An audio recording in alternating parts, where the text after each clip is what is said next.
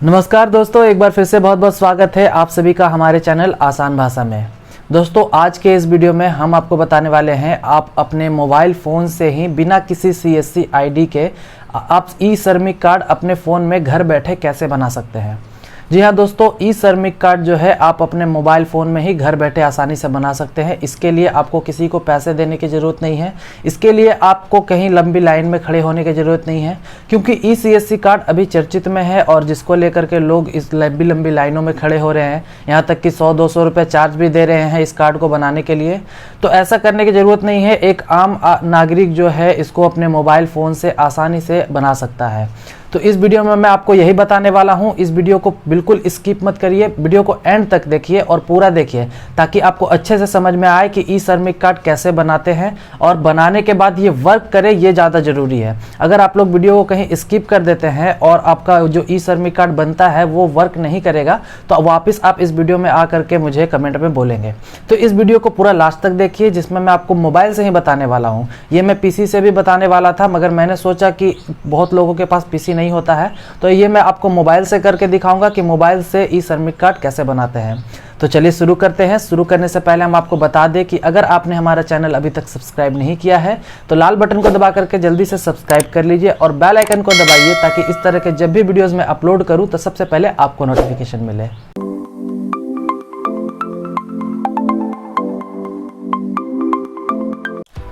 तो सबसे पहले दोस्तों आपको अपने फ़ोन में क्रोम ब्राउज़र ओपन कर लेना है। क्रोम ब्राउज़र में आप यहाँ पे गूगल पे सर्च करेंगे श्रम कार्ड, ठीक है। और जैसे ही आप यहाँ पे देखेंगे श्रम कार्ड सर्च करने के बाद में सबसे पहला ऑप्शन आ रहा है सेल्फ रजिस्ट्रेशन ई श्रम, ठीक है। तो आपको इस पर क्लिक करना है। जैसे ही आप इस पर क्लिक करेंगे आप ई श्रमिक कार्ड के होम पोर्टल पे आ जाएंगे। इसका लिंक मैं आपको नीचे डिस्क्रिप्शन में दे दूंगा, वहाँ से क्लिक करके भी आप इस पोर्टल पे आ सकते हैं। उसके बाद यहाँ पे आप देख सकते हैं इन्फॉर्मेशन रिक्वायर्ड फॉर रजिस्ट्रेशन। आपको इस श्रमिक कार्ड को बनाने के लिए क्या क्या ज़रूरी है और मैंडेटरी है यहाँ पे बताया गया है। यहाँ पे सबसे पहला ज़रूरी है आधार कार्ड आपके पास में होना चाहिए। दूसरा नंबर, आपके पास में वो आधार कार्ड का मोबाइल नंबर होना चाहिए जो आपके आधार कार्ड में रजिस्ट्रेशन है, ठीक है।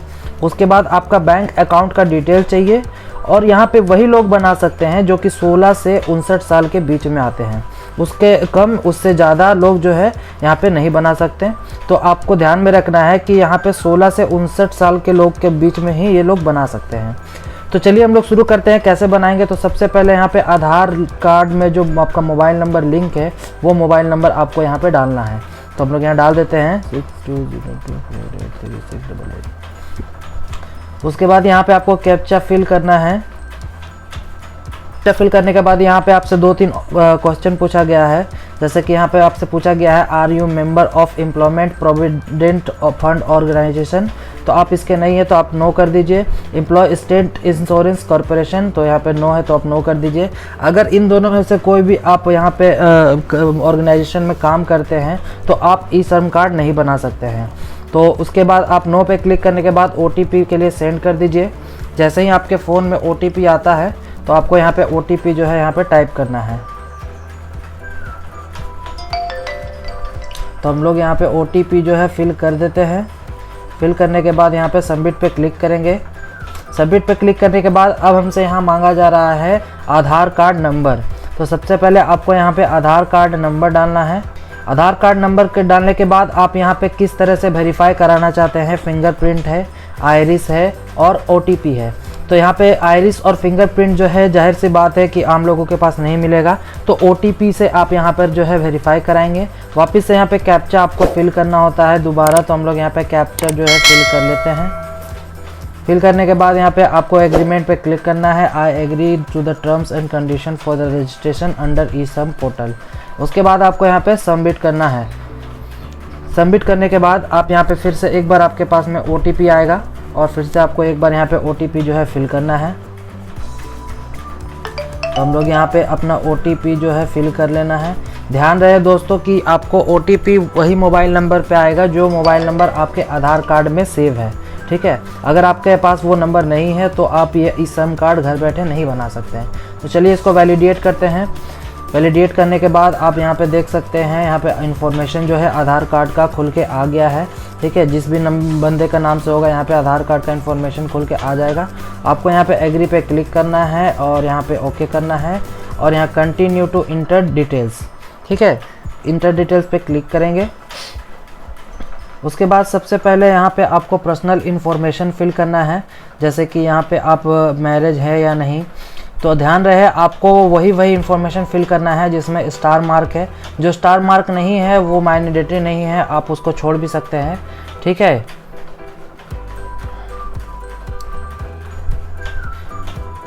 उसके बाद यहाँ पे आपको कैटेगरी सेलेक्ट करना है, ये कौन सा कैटेगरी में आता है। आप फादर नेम यहाँ पे डाल दीजिए। ब्लड ग्रुप मैंडेटरी नहीं है यहाँ पे। अगर आप किसी तरह से विकलांग हैं तो आप वहाँ पे यस कर सकते हैं, नहीं तो नो कर दीजिए। नॉमिनी डिटेल में आप जिसका नाम फिल करना चाहते हैं आप उनका नाम फिल कर सकते हैं और फिल करने के बाद उनका डेट ऑफ बर्थ यहाँ पे आपको सेलेक्ट करना है कि जो नॉमिनी है उनका डेट ऑफ बर्थ क्या है, यहाँ पे वो सेलेक्ट कर लीजिए। सेलेक्ट करने के बाद उसका जेंडर और रिलेशन क्या है आपका वो सेलेक्ट कर लीजिए, ठीक है। ये पूरा भरने के बाद आपको फिर से यहाँ पे जो है सेव एंड कंटिन्यू पे क्लिक करना है। क्लिक करने के बाद यहाँ पे अब आपसे रेसिडेंशियल डिटेल्स मांगा जा रहा है कि कहाँ पे आप रहते हैं, आपका स्टेट का नाम सबसे पहले। उसके बाद आप अपने डिस्ट्रिक्ट का नाम डालिए। उसके बाद आपसे यहाँ पे स्टेट स्पेसिफिक आईडी मांगा जा रहा है।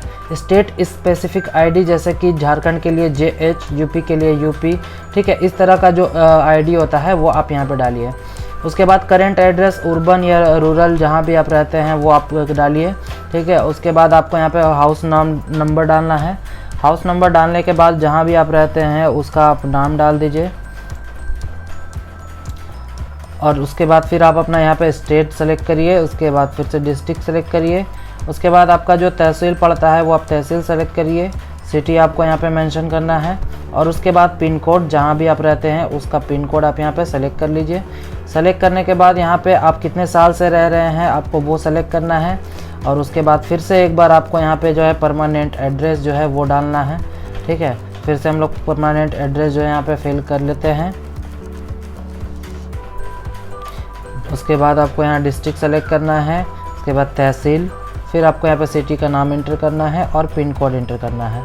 यहाँ पे हमने पूरा एड्रेस डिटेल जो है फिल कर लिया है, तो हम लोग यहाँ सेव एंड कंटिन्यू पे क्लिक करेंगे।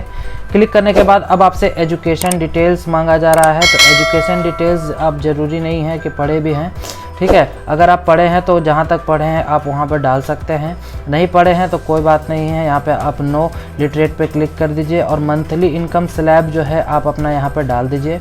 मंथली इनकम स्लैब डालने के बाद आप यहाँ पे सेव एंड कंटिन्यू पे क्लिक करिए।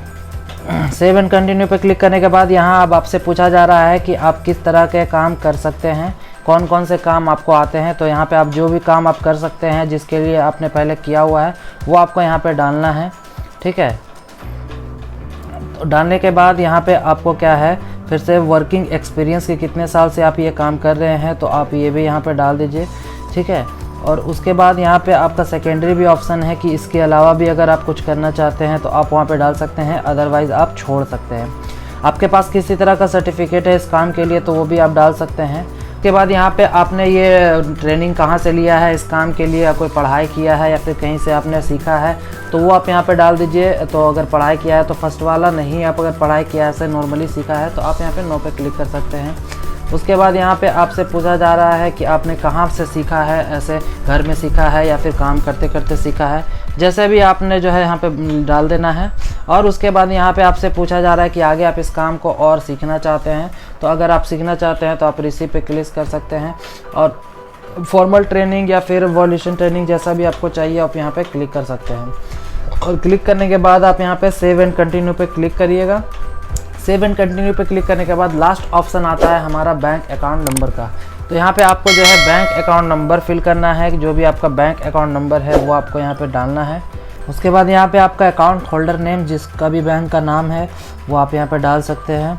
और उसके बाद यहाँ पे आपको IFSC कोड डालना है। अगर आपको IFSC कोड नहीं पता है तो आप यहाँ से सर्च भी कर सकते हैं, ठीक है। अगर आपको IFSC कोड यहाँ का नहीं पता है कि कौन सा आपका IFSC कोड है तो आप यहाँ पे सर्च कर सकते हैं और जिसको पता है वहाँ यहाँ पे आप डाल दीजिए। उसके बाद यहाँ पे बैंक का नाम डालना है, जो भी आपका बैंक का नाम है वो आप यहाँ पे फिल कर लीजिए। फिल करने के बाद ब्रांच का नाम आपको यहाँ पे डालना है कि कौन सा आपका ब्रांच का नाम है। आप वो यहाँ पर डाल दीजिए।